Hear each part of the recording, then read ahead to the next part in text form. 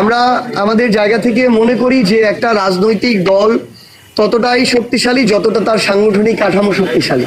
এখন পর্যন্ত এই বিষয়গুলো নিয়ে আলোচনা চলছে যে এনসিপি তাদের জায়গা থেকে কোনো অ্যালায়েন্সে যাবে, নাকি কোনো দল রাজনৈতিকভাবে একীভূত হবে, নাকি জোট হবে, নাকি বোঝাপড়া হবে নির্বাচন কেন্দ্রিক। এই বিষয়গুলো নিয়ে আলোচনা চলছে এবং আমরা মনে করি যে এই পথটা খোলা। কারণ নির্বাচনকে সামনে রেখে একটা রাজনৈতিক দল হিসেবে যখন জনগণ এবং দেশের স্বার্থে অনেকগুলো রাজনৈতিক দল একই পথে হাঁটবে এবং তাদের জায়গা থেকে মনে হবে যে আমাদের দাবি, চিন্তা ভাবনা, দেশ এবং জনগণকে নিয়ে কাজ করার যে জায়গাগুলো এগুলো আমাদের অনেকটাই মিলে যায়, তখন এটা হতেই পারে যে তারা একসাথে এই নির্বাচনে জনগণের হয়ে ফাইট করবে। সো এনসিপিও এখন পর্যন্ত এই আলোচনাগুলোতে পজিটিভলি আছে। আমরা আশা করি খুব দ্রুত সময়ের মধ্যে এটার একটা ফাইনাল রেজাল্টের দিকে আমরা যাব এবং আপনাদের মাধ্যমে বাংলাদেশ এটি জানতে পারবে। নির্বাচন কমিশনের পক্ষ থেকে যে এই মার্কা তারা তালিকাভুক্ত করে নেই, তো তালিকাভুক্ত কি আমরা করবো? এই দায়িত্ব কি আমাদের?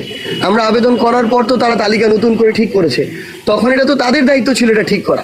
তো আমাদের মনে হয়েছে কিছুদিন আগে তাদের কথা যেভাবে তারা যেই টোনে বললো যে তারা শাপলা এনসিপিকে দিতে পারবে না, কিন্তু কারণ তারা বলবে না। খুবই প্যাথেটিক একটা স্বাধীন সাংবিধানিক প্রতিষ্ঠান অভ্যুত্থান পরবর্তী বাংলাদেশে এভাবে স্বেচ্ছাচারিতামূলক হয় আচরণ করছে, না হয় এটা তারা কারো চাপে পড়ে আমাদের সাথে এই বৈষম্য করছে। জাতীয় প্রতীকের অন্যান্য অংশগুলো আপনারা দেখবেন, ধানের শীষ, তারা, এগুলো হচ্ছে অন্য রাজনৈতিক দলের আছে। আবার অনেকে বলছিল এটা জাতীয় ফুল, জাতীয় ফল, কাঁঠাল, রাজনৈতিক দলের মার্কা আছে।